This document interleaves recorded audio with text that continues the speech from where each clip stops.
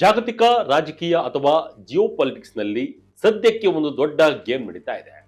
ನೀವು ಗಮನಿಸಿದ್ರೆ ಭಾರತದ ಇಬ್ಬರು ಅತ್ಯಂತ ಪ್ರಬಲ ನಾಯಕರು ಪ್ರಧಾನಿ ಮೋದಿಯ ಬಂಟರು ಒಂದೇ ಸಮಯದಲ್ಲಿ ವಿಶ್ವದ ಎರಡು ಬಲಿಷ್ಠ ದೇಶಗಳಲ್ಲಿ ಕೂತು ಮಾತುಕತೆಯನ್ನು ನಡೆಸುತ್ತಿದ್ದಾರೆ. ನಮ್ಮ ವಿದೇಶಾಂಗ ಸಚಿವ ಎಸ್ ಜೈಶಂಕರ್ ಅವರು ರಷ್ಯಾದ ರಾಜಧಾನಿ ಮಾಸ್ಕೋದಲ್ಲಿ ಪುಟಿನ್ ಅವರ ಜೊತೆ ಚರ್ಚೆ ಮಾಡ್ತಿದ್ರೆ, ಅದೇ ಟೈಮ್ಗೆ ನಮ್ಮ national security advisor Ajit Doval ರವರು ಚೀನಾದ ಬೀಜಿಂಗ್ ನಲ್ಲಿ ಚೀನಾ ಅಧಿಕಾರಿಗಳ ಜೊತೆ ಮಾತುಕತೆಯನ್ನ ನಡೆಸುತ್ತಿದ್ದಾರೆ.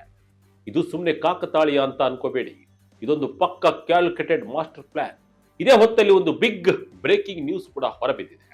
ಬರೋಬ್ಬರಿ 7 ವರ್ಷಗಳ ನಂತರ ಚೀನಾದ ಅಧ್ಯಕ್ಷ ಜಿ ಜಿನ್ಪಿಂಗ್ ಭಾರತಕ್ಕೆ ಕಾಲಿಡುವ ಸಾಧ್ಯತೆ ಇದೆ. ಸೆಪ್ಟೆಂಬರ್ 12 ಮತ್ತು 13ರಂದು ದಿಲ್ಲಿಯಲ್ಲಿ ನಡೆಯಲಿರುವ ಬ್ರಿಕ್ಸ್ ಶೃಂಗಸಭೆಯಲ್ಲಿ ಭಾಗವಹಿಸಲು ಜಿನ್ಪಿಂಗ್ ರೆಡಿಯಾಗ್ತಿದ್ದಾರೆ ಅನ್ನೋ ಮಾಹಿತಿ ರಾಯ್ಟರ್ಸ್ ರಿಪೋರ್ಟ್ನಿಂದ ಬಹಿರಂಗವಾಗಿದೆ. ಹಾಗಾದ್ರೆ ಭಾರತದ ಒಂದೇ ಬಾರಿ ರಷ್ಯಾ ಮತ್ತು ಚೀನಾ ಜೊತೆ ಪ್ಯಾರಲಲ್ ಡಿಪ್ಲೊಮೆಸಿ ಮಾಡ್ತಿರುವುದರ ಹಿಂದಿನ ಅಸಲಿ ಕಾರಣವೇ? ಅಮೆರಿಕ, ಯುರೋಪ್, ರಷ್ಯಾ ಅಂತಿದ್ದ ಭಾರತ ದಿಢೀರಂತ ಚೀನಾ ಜೊತೆ ಕ್ಲೋಸ್ ಆಗ್ತಿದ್ಯಾ? ಭಾರತ, ರಷ್ಯಾ, ಚೀನಾ ಸೇರಿ ಯಾವುದಾದ್ರೂ ಹೊಸ ಅಲಯನ್ಸ್ ಮಾಡ್ತಿದ್ದಾವ? ಈ ಎಲ್ಲ ಪ್ರಶ್ನೆಗಳಿಗೆ ಇವತ್ತಿನ ವಿಡಿಯೋದಲ್ಲಿ ಡೀಟೇಲ್ ಆಗಿ ಉತ್ತರಗಳನ್ನ ಕೊಡ್ತಾ ಹೋಗ್ತೀನಿ. ಕೊನೆವರೆಗೂ ವಿಡಿಯೋ ಸ್ಕಿಪ್ ಮಾಡದೆ ನೋಡಿ. ರಷ್ಯಾದಲ್ಲಿ ಜೈಶಂಕರ್, ಚೀನಾದಲ್ಲಿ ದೋವಲ್. ಭಾರತಕ್ಕೆ ರಷ್ಯಾ ಯಾಕೆ ಅಷ್ಟು ಇಂಪಾರ್ಟೆಂಟ್? ಎಸ್ ವೀಕ್ಷಕರೇ, ಒಂದೇ ಸಮಯದಲ್ಲಿ ಎರಡು ಪ್ರಮುಖ ದೇಶಗಳ ಜೊತೆ ಬಿಗ್ ಮಾತುಕತೆಯನ್ನ ಭಾರತ ನಡೆಸಿದೆ. ಎರಡೂ ಕಡೆಯೂ ಮೋದಿಯ ಬಂಟರಾಗಿರುವ ಜೈಶಂಕರ್ ಹಾಗೂ ಅಜಿತ್ ದೋವಲ್ ಇದ್ದಾರೆ. ಈ ಎರಡೂ ಭೇಟಿಗಳು ಈಗ ಕುತೂಹಲ ಕೆರಳಿಸಿವೆ. ಮೊದಲಿಗೆ ಜೈಶಂಕರ್ ಅವರ ರಷ್ಯಾ ಭೇಟಿ ಬಗ್ಗೆ ಮಾತನಾಡೋಣ.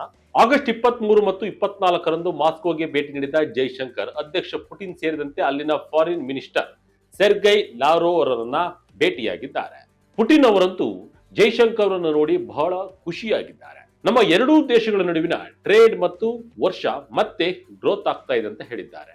ಅಷ್ಟೇ ಅಲ್ಲ, ಜೈಶಂಕರ್ ಮೂಲಕ ಪ್ರಧಾನಿ ಮೋದಿ ಅವರಿಗೆ ಬ್ರಿಕ್ಸ್ ಮತ್ತು ಎಸ್ಸಿಒ ಸಭೆಗಳಲ್ಲಿ ಭೇಟಿಯಾಗುವ ಮೆಸೇಜ್ ಕೂಡ ಪಾಸ್ ಮಾಡಿದ್ದಾರೆ. ಈ ಹಿಂದೆ ರಷ್ಯಾ ಅಧ್ಯಕ್ಷ ಪುಟಿನ್ ಹಾಗೂ ಚೀನಾ ಅಧ್ಯಕ್ಷ ಕ್ಸಿ ಜಿನ್ಪಿಂಗ್ ಅವರನ್ನ ಮೋದಿ ಭೇಟಿಯಾಗಿದ್ದಾಗ ಟ್ರಂಪ್ ಹೌಹಾರಿದ್ದರು.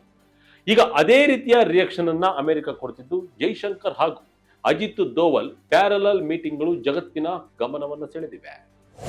ರಷ್ಯಾ ಭೇಟಿ ಹಿಂದಿನ 4 ಟಾರ್ಗೆಟ್. ಎಸ್, ಜೈಶಂಕರ್ ರಷ್ಯಾ ಭೇಟಿ ಜಗತ್ತಿನ ಗಮನ ಸೆಳೀತಾ ಇದೆ. ಆದರೆ ಇದು ಸುಮ್ಮನೆ ಭೇಟಿ ಅಲ್ಲ. ಭಾರತ ಇದರ ಹಿಂದೆ 4 ಪ್ರಮುಖ ಟಾರ್ಗೆಟ್ಸ್ ಅನ್ನ ಇಟ್ಟುಕೊಂಡಿದೆ. ಮೊದಲನೇದು ಡಿಫೆನ್ಸ್ ಕಂಟಿನ್ಯೂಟಿ. ನಾವು ಅಮೆರಿಕ, ಫ್ರಾನ್ಸ್, ಇಸ್ರೇಲ್ ಕಡೆಯಿಂದ ಎಷ್ಟೇ ಶಸ್ತ್ರಾಸ್ತ್ರಗಳನ್ನ ತರಿಸಿಕೊಂಡ್ರು ಅಥವಾ ಮೇಕ್ ಇನ್ ಇಂಡಿಯಾ ಮಾಡಿದ್ರು ಕೂಡ ಇವತ್ತಿಗೂ ನಮ್ಮ ಡಿಫೆನ್ಸ್ ಎಕೋಸಿಸ್ಟಮ್ ನಲ್ಲಿ ರಷ್ಯಾದ ಪಾಲು ದೊಡ್ಡದಿದೆ. ನಮಗೆ ಸ್ಪೇರ್ ಸ್ಪಾಟ್ಸ್, ಮಿಸೈಲ್, ಅಮ್ಯುನಿಷನ್ ಎಲ್ಲದಕ್ಕೂ ರಷ್ಯಾ ಬೇಕು. ಇದನ್ನ ಸಡನ್ ಆಗಿ ರಿಪ್ಲೇಸ್ ಮಾಡೋಕೆ ಆಗಲ್ಲ. ಸೊ ರಷ್ಯಾದಿಂದ ಬರಬೇಕಾದ ಡಿಫೆನ್ಸ್ ಐಟಮ್ಸ್ ಫಾಸ್ಟ್ ಆಗಿ ಡೆಲಿವರಿ ಆಗಬೇಕು, ಹಾಗೆ ಪೇಮೆಂಟ್ ಮತ್ತು ಸ್ಯಾಂಕ್ಷನ್ ನಿಂದ ಆಗ್ತಿರುವ ಪ್ರಾಬ್ಲಮ್ ಸಾಲ್ವ್ ಆಗಬೇಕು ಅನ್ನೋದು ಭಾರತದ ಪ್ಲಾನ್. ಇನ್ನು ಎರಡನೇದು ಎನರ್ಜಿ ಸೆಕ್ಯೂರಿಟಿ. ನಿಮಗೆಲ್ಲ ಗೊತ್ತಿರುವ ಹಾಗೆ ರಷ್ಯಾ ನಮಗೆ ಡಿಸ್ಕೌಂಟ್ ರೇಟ್ ನಲ್ಲಿ ಕ್ರೂಡ್ ಆಯಿಲ್ ಕೊಡ್ತಾ ಇದೆ. ಇದರ ಜೊತೆಗೆ ಫರ್ಟಿಲೈಸರ್ಸ್, ನ್ಯೂಕ್ಲಿಯರ್ ಎನರ್ಜಿಗೂ ರಷ್ಯಾ ಬೇಕು. ನಾವು ಯಾರದ್ದೋ ಪ್ರೆಷರ್ಗೆ ತಲೆಬಾಗಿ ಆಯಿಲ್ ತೆಗೆದುಕೊಳ್ಳುವುದನ್ನ ನಿಲ್ಲಿಸಲ್ಲ. ನಮ್ಮ ದೇಶದ ಆರ್ಥಿಕತೆ ನಮಗೆ ಬಹಳ ಮುಖ್ಯ ಅನ್ನುವ ಸ್ಟ್ರಾಂಗ್ ಮೆಸೇಜ್ ಅನ್ನ ಭಾರತ ಪಾಸ್ ಮಾಡ್ತಿದೆ. ಇನ್ನು ಮೂರನೇದು ಉಕ್ರೇನ್ ಯುದ್ಧದ ಎಫೆಕ್ಟ್. ಭಾರತಕ್ಕೆ ರಷ್ಯಾದ ಬಣ ಸೇರುವ ಉದ್ದೇಶ ಇಲ್ಲ. ಆದರೆ ಉಕ್ರೇನ್ ಯುದ್ಧದಿಂದ ನಮ್ಮ ಆಯಿಲ್, ಫರ್ಟಿಲೈಸರ್ ಸಪ್ಲೈ, ಬ್ಯಾಂಕಿಂಗ್ ಚಾನೆಲ್ಗಳಿಗೆ ತೊಂದರೆ ಆಗಬಾರದು. ಅದನ್ನ ಬ್ಯಾಲೆನ್ಸ್ ಮಾಡೋಕೆ ಈ ಭೇಟಿ ಬಹಳ ಮುಖ್ಯ. ಕೊನೆಯದಾಗಿ ಬ್ರಿಕ್ಸ್ ಅಜೆಂಡಾ. ಈ ಬಾರಿ ಬ್ರಿಕ್ಸ್ ಸಭೆಯ ಅಧ್ಯಕ್ಷತೆ ಭಾರತದಂತೆ. ಈ ಸಭೆ ಕೇವಲ ಆಂಟಿ ವೆಸ್ಟರ್ನ್ ಪ್ಲಾಟ್ಫಾರ್ಮ್ ಆಗಿರಬಾರದು. ಅಲ್ಲಿ global institution reform, local currency payment, energy security ಬಗ್ಗೆ ಚರ್ಚೆ ಆಗಬೇಕು. ಅದಕ್ಕೆ ಮುಂಚೆನೇ ರಷ್ಯಾ ಜೊತೆ ಕೂತು ಕೋಆರ್ಡಿನೇಟ್ ಮಾಡ್ತಿದೆ ಭಾರತ. ಇದಿಷ್ಟು ಜೈಶಂಕರ್ ರಷ್ಯಾ ಭೇಟಿಯ ಹೈಲೈಟ್ಸ್ ಅಂಡ್ ಟಾರ್ಗೆಟ್ಸ್. ಚೀನಾದಲ್ಲಿ ಭಾರತದ ಬಾಂಡ್ ಅಜಿತ್ ದೋವಲ್. ಭಾರತ ಚೀನಾ ಗಡಿ ವಿವಾದ ಬಗೆಹರಿಯುತ್ತಾ? ಒಂದ್ ಕಡೆ ಜೈಶಂಕರ್ ಬ್ಯುಸಿ ಇದ್ರೆ, ಇನ್ನೊಂದ್ ಕಡೆ ಅಜಿತ್ ದೋವಲ್ ರವರು ಬೀಜಿಂಗ್ ನಲ್ಲಿ ಚೀನಾದ ವಿದೇಶಾಂಗ ಸಚಿವ ವಾಂಗ್ ಈ ಜೊತೆ 25ನೇ ಸುತ್ತಿನ ಸ್ಪೆಷಲ್ ರೆಪ್ರೆಸೆಂಟೇಟಿವ್ ಮಾತುಕತೆಯನ್ನು ನಡೆಸುತ್ತಿದ್ದಾರೆ. ಇದು ಸುಮ್ಮನೆ ಫೋಟೋ ತೆಗೆಸಿಕೊಳ್ಳುವ ಮೀಟಿಂಗ್ ಅಲ್ಲ, ಇದೊಂದು high level political security level meeting. 2020ರ ಗಲ್ವನ್ ವ್ಯಾಲಿ ಕ್ಲಾಶ್ ಆದ್ಮೇಲೆ ಇಂಡಿಯಾ ಚೀನಾ ಸಂಬಂಧ ಹಾಳಾಗಿತ್ತು. ಈಗ ಅದನ್ನೇ ಸರಿಪಡಿಸುವ ಪ್ರಯತ್ನ ನಡೀತಾ ಇದೆ. ಇಲ್ಲಿ ಭಾರತದ ಡಿಮ್ಯಾಂಡ್ ಬಹಳ ಕ್ಲಿಯರ್ ಇದೆ. ಲೈನ್ ಆಫ್ ಆಕ್ಚುಯಲ್ ಕಂಟ್ರೋಲ್ ನಲ್ಲಿ ಯಾರು ಬೇಕಾಬಿಟ್ಟಿ ಬದಲಾವಣೆಯನ್ನ ಮಾಡಬಾರದು, ಶಾಂತಿಯನ್ನ ಕಾಪಾಡಬೇಕು, ಮತ್ತೆ ಅಗ್ರೆಸಿವ್ ಆಗಿ ಪೆಟ್ರೋಲಿಂಗ್ ಅಥವಾ ಇನ್ಫ್ರಾಸ್ಟ್ರಕ್ಚರ್ ಕೆಲಸ ಮಾಡಬಾರದು ಅಂತ ಕಡ್ಡಿ ಮುರಿದ ಹಾಗೆ ಹೇಳಿದೆ. ಇದರ ಜೊತೆಗೆ ಚೀನಾ ನಿಜವಾಗ್ಲೂ ಸಂಬಂಧ ಸುಧಾರಿಸೋಕೆ ರೆಡಿ ಇದೆಯಾ ಇಲ್ವಾ ಅಂತ ಟೆಸ್ಟ್ ಮಾಡೋದು ಕೂಡ ದೋವಲ್ ರವರ ಈ ಭೇಟಿಯ ಉದ್ದೇಶವಾಗಿದೆ. ದೋವಲ್ ರವರು ಅಲ್ಲಿಗೆ ಹೋಗ್ತಿದ್ದಾರೆ ಅಂದ್ರೆ ಭಾರತ ಚೀನಾವನ್ನ ಬರೀ ವ್ಯಾಪಾರದ ದೃಷ್ಟಿಯಿಂದ ನೋಡ್ತಿಲ್ಲ, ಕಂಪ್ಲೀಟ್ ನ್ಯಾಷನಲ್ ಸೆಕ್ಯೂರಿಟಿ ದೃಷ್ಟಿಯಿಂದ ನೋಡ್ತಾ ಇದೆ ಅಂತ ನೀವು ಅರ್ಥ ಮಾಡಿಕೊಳ್ಬಹುದು. 7 ವರ್ಷಗಳ ನಂತರ ಭಾರತಕ್ಕೆ ಬರ್ತಾರಾ ಜಿನ್ಪಿಂಗ್. ಭಾರತದಲ್ಲಿ ಬ್ರಿಕ್ಸ್ ಶೃಂಗಸಭೆಗೆ ದಿನಗಣನೆ ಶುರು. ಈಗ ಇನ್ನೊಂದು ಪ್ರಮುಖ ವಿಷಯಕ್ಕೆ ಬರೋಣ. ಬರುವ ಸೆಪ್ಟೆಂಬರ್ 12 ಮತ್ತು 13ರಂದು ಹೊಸದಿಲ್ಲಿಯಲ್ಲಿ ಬ್ರಿಕ್ಸ್ ಶೃಂಗಸಭೆ ನಡೀತಾ ಇದೆ. ಇದಕ್ಕೆ ರಷ್ಯಾ ಅಧ್ಯಕ್ಷ ಪುಟಿನ್ ಬರೋದು ಆಲ್ಮೋಸ್ಟ್ ಕನ್ಫರ್ಮ್ ಆಗಿದೆ. ಆದರೆ ಬಿಗ್ ಅಪ್ಡೇಟ್ ಏನಂದ್ರೆ ಚೀನಾದ ಅಧ್ಯಕ್ಷ ಜಿ ಜಿನ್ಪಿಂಗ್ ಕೂಡ ಬರುವ ಸಾಧ್ಯತೆ ದಟ್ಟವಾಗಿದೆ. ರಾಯ್ಟರ್ಸ್ ವರದಿ ಪ್ರಕಾರ 2019ರ ನಂತರ ಅಂದ್ರೆ ಬರೋಬ್ಬರಿ 7 ವರ್ಷಗಳ ಬಳಿಕ ಜಿನ್ಪಿಂಗ್ ಭಾರತಕ್ಕೆ ಬರ್ತಿದ್ದಾರೆ. ಅದು ಸುಮ್ಮನೆ ಅಲ್ಲ, ತಮ್ಮ ಜೊತೆ ಸುಮಾರು 400 ಅಧಿಕಾರಿಗಳ ದೊಡ್ಡ ಡೆಲಿಗೇಷನ್ ಅನ್ನೇ ಕರ್ಕೊಂಡು ಬರ್ತಿದ್ದಾರೆ ಅಂತ ಹೇಳಲಾಗ್ತಿದೆ.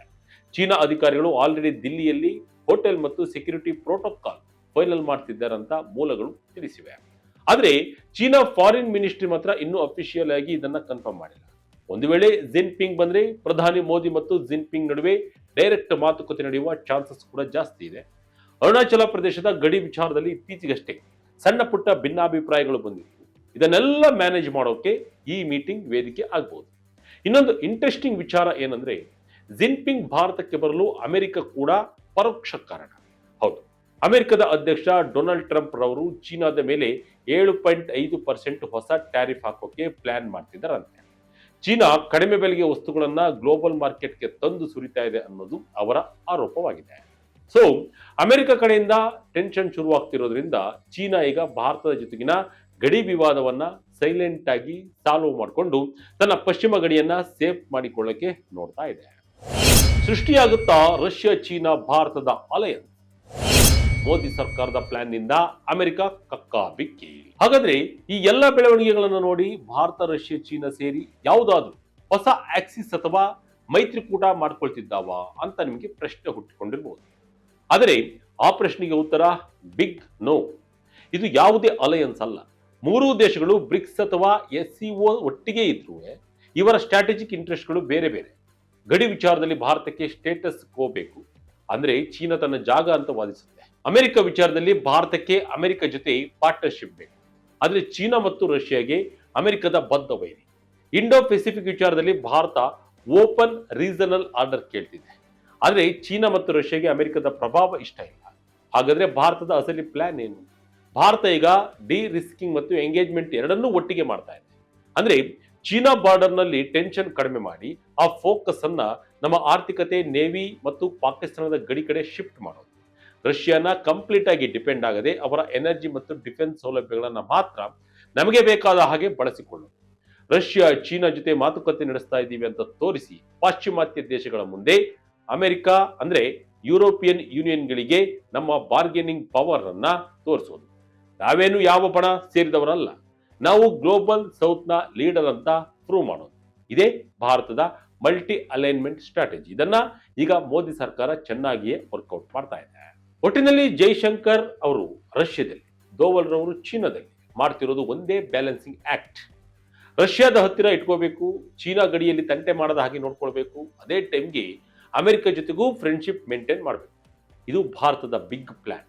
ಆದರೆ ಈ ಪ್ಲಾನ್ ಸಕ್ಸಸ್ ಆಗ್ತಾ ಇಲ್ವಾ ಅನ್ನೋದು ಕೇವಲ ಫೋಟೋಗಳ ಮೇಲೆ ಡಿಪೆಂಡ್ ಆಗಿಲ್ಲ, ಗ್ರೌಂಡ್ ರಿಯಾಲಿಟಿ ಮೇಲೆ ಡಿಪೆಂಡ್ ಆಗಿದೆ. ಚೀನಾ ನಿಜವಾಗ್ಲೂ ಬಾರ್ಡರ್ನಲ್ಲಿ ಖ್ಯಾತಿ ತೆಗೆಯೋದನ್ನ ನಿಲ್ಲಿಸುತ್ತಾ ಬ್ರಿಕ್ಸ್ ಶೃಂಗಸಭೆಗೆ ಜಿನ್ಪಿಂಗ್ ಬಂದು ಮೋದಿ ಜೊತೆ ಕೈ ಕುಲುಕುತ್ತಾರಾ ಅನ್ನೋದನ್ನ ಕಾದ್ ನೋಡು. ಈ ಬಗ್ಗೆ ತಮಗೆ ಅನಿಸಿದ್ದನ್ನ ಕಮೆಂಟ್ ಮೂಲಕ ತಮ್ಮ ಅಭಿಪ್ರಾಯವನ್ನ ತಿಳಿಸಿ. ಇದಾಗಿತ್ತು ಈ ಕ್ಷಣದ ಅಪ್ಡೇಟ್. ಇದೇ ರೀತಿಯ ಅಪ್ಡೇಟ್ಗಳಿಗಾಗಿ Vijaya Kanaka website, YouTube page, Facebook page follow ಮಾಡ್ತಾ ಇರಿ. ಧನ್ಯವಾದಗಳು.